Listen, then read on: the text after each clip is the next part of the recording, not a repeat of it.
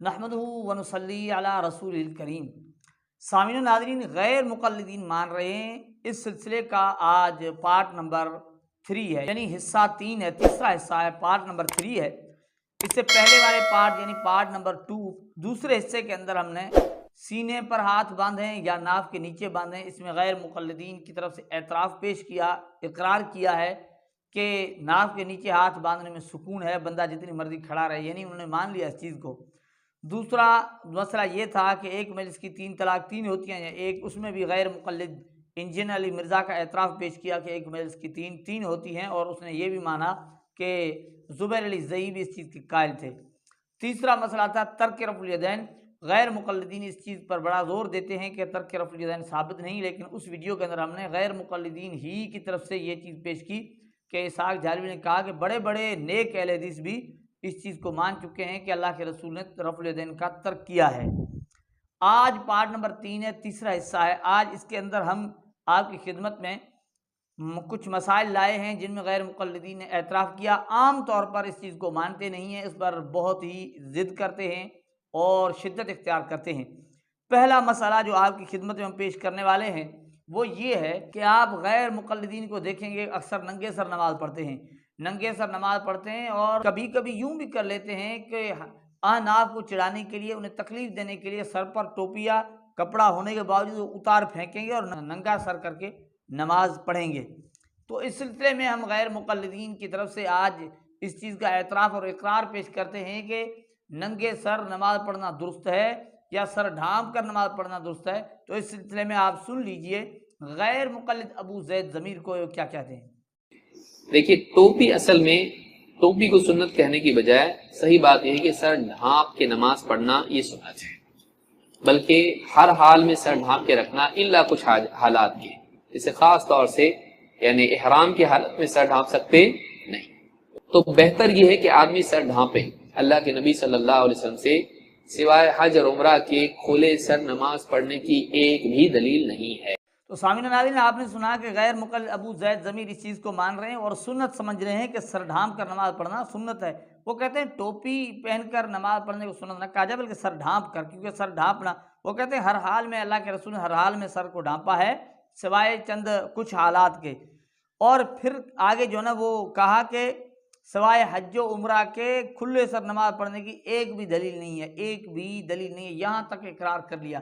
اب تھوڑی بہت بات مان لیں تو بھی بات سمجھ میں آ جاتی ہے، کیونکہ ان کے خلاف مسئلہ وہ تھوڑا ہی مان لیں بات سمجھ میں آ جاتی ہے، لیکن یہاں تو وہ صاف صاف مان رہے ہیں، اقرار کر رہے ہیں کہ یہ چیز اس طرح، سنت بھی مان رہے ہیں اور کہتے ہیں ننگے سر نماز پڑھنے کی حج و عمرہ کے علاوہ کوئی دلیل نہیں ہے۔ تو اس چیز کی وضاحت ہوگی کہ یہ جو اس طرح کا عمل کرتے ہیں غیر مقلدین، یہ بالکل ضد پر مبنی ہے، یہ صرف ایک قسم کی ہٹ درمی ہے اور احناف سے حسد و بغض ہے اور کچھ نہیں۔ اب چلتے ہیں ہم دوسرے مسئلے کی طرف۔ وہ مسئلہ بھی غیر مقلدین کے ہاں، اس میں غیر مقلدین شدت پائی جاتی ہے، بڑا زور دیتے ہیں، وہ تقلید کا مسئلہ ہے۔ وہ کہتے ہیں تقلید شرک ہے، تقلید حرام ہے، تقلید کی نہ ضرورت ہے نہ ہی کرنی چاہیے تقلید، لیکن غیر مقلد اس چیز میں بھی اعتراف کرتے ہیں۔ آئیے سن لیتے ہیں ان کے اسحاق مدنی، اسحاق جھالوی سے کہ وہ کیا کہتے ہیں۔ تقلید کے بارے میں یہ بات تو واضح ہے کہ تقلید کے بغیر دنیا کا کارخانہ چل نہیں سکتا۔ ایک لفظ جو ہے نا اس سے چڑ ہو گئی لوگوں کو، ورنہ سیدھی سی بات ہے کہ سارے لوگ ہر فن کے ماہر نہیں ہو سکتے۔ اگر یہ کہا جائے کہ سارے لوگ عالم بنیں، سارے ڈاکٹر بنیں، سارے وکیل، نہیں ممکن ہی، تقسیم کار۔ تو ناظرین کرام، آپ نے دیکھا کہ وہ کہتے ہیں کہ یہ کارخانہ چل نہیں سکتا تقلید کے بغیر، ضد کا کوئی علاج نہیں ہے، تقلید کے بغیر چارہ کار نہیں ہے۔ وہ مان رہے ہیں کہ تقلید کے بغیر یہ کوئی سسٹم نہیں چل سکتا، اس چیز کا اعتراف کر رہے ہیں اسحاق جھالوی۔ اب ایک طرف سے غیر مقلد تقلید کو شرک و حرام کہتے ہیں، اب اس طرف اتنا مان لینا کہ یہ نظام نہیں چل سکتا، چارہ کار نہیں ہے، اس سے زیادہ کیا مانا جائے؟ اس بات کی وضاحت ہو جاتی ہے کہ تقلید تو یہ بیچارے کرتے ہیں، ان کا گزارا نہیں ہوتا، لیکن ویسے ہی لوگوں کو وہ بیوقوف بنا لیں، الو بنا لیں، پھر وہ کچھ بھی کہہ لیں، ان کی مرضی، لیکن تقلید ان کی مجبوری ہے۔ اب چلتے ہیں تیسرے مسئلے کی طرف۔ اب تیسرا مسئلہ بھی بڑا اہم ہے، وہ یہ ہے کہ غیر مقلدین کہتے ہیں کہ سورۃ الفاتحہ کے بغیر نماز ہوتی ہی نہیں ہے، یہ سورۃ الفاتحہ فرض ہے، کوئی نماز نہیں ہے سورۃ الفاتحہ کے بغیر، کیونکہ سورۃ الفاتحہ فرض ہے۔ اب بھائی فرض کیسے؟ دلیل تو ہے نہیں، دلیل دیں گے نہیں۔ لیکن اس چیز کا بھی غیر مقلدین نے اعتراف کر لیا ہے کہ نماز سورۃ الفاتحہ کے بغیر ہو جاتی ہے۔ وہ کس طرح اس نے اعتراف کیا ہے، لیکن ابو زید ضمیر اس چیز کو مان رہے ہیں، اس چیز کا اعتراف کر رہے ہیں۔ ذرا آپ ان سے سن لیجئے۔ عام طور سے علماء اس طرف گئے ہیں کہ جس کو رکوع مل جاتا ہے اس کو رکعت مل جاتی ہے۔ بعض علماء کا کہنا یہ ہے کہ جس کو رکوع ملتا ہے لیکن سورہ فاتحہ نہیں ملتی ہے، قیام نہیں ملتا ہے، تو اس کو رکعت بھی نہیں ملتی ہے۔ لیکن زیادہ قوی بات اس میں یہی ہے کہ ابو بکر رضی اللہ تعالیٰ کی روایت سے بات معلوم ہوتی ہے کہ وہ رکوع میں آ کے شریک ہوئے اور دوڑتے ہوئے آئے۔ اللہ کے نبی صلی اللہ علیہ وسلم نے کہا کہ کون ہے جو دوڑ کے آیا؟ جب آپ نے ان سے پوچھا تو انہوں نے بتایا کہ میں ہوں۔ آپ نے کہا زادک اللہ حرصا ولا تعد یا ولا تعود، کہ اللہ تیری حرص کو بڑھائے، اس کو دہرانا مت۔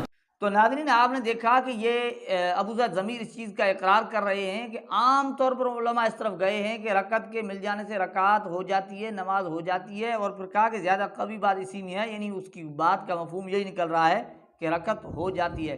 اور پھر ابو بکر رضی اللہ تعالیٰ عنہ والی اس پوری ویڈیو لمبی مسکے میں انہوں نے وہ حدیث بھی پیش کی کہ بھائی رکعت تو ہو جاتی ہے۔ اب سورۃ الفاتحہ نہ بھی پڑھی گئی، رکعت ہو گئی، تو اب بات تو سمجھ میں آ گئی نا کہ سورۃ الفاتحہ فرض نہیں ہے، تو سورۃ الفاتحہ کے بغیر نماز ہو جاتی ہے۔ تو ناظرین کرام آج ہم نے یہ تین مسئلے آپ کی خدمت میں پیش کیے کہ ننگے سر نماز پڑھنا یہ سنت نہیں ہے بلکہ سر ڈھانپ کر نماز پڑھنا سنت ہے، یہ خود غیر مقلدین نے مانا ہے۔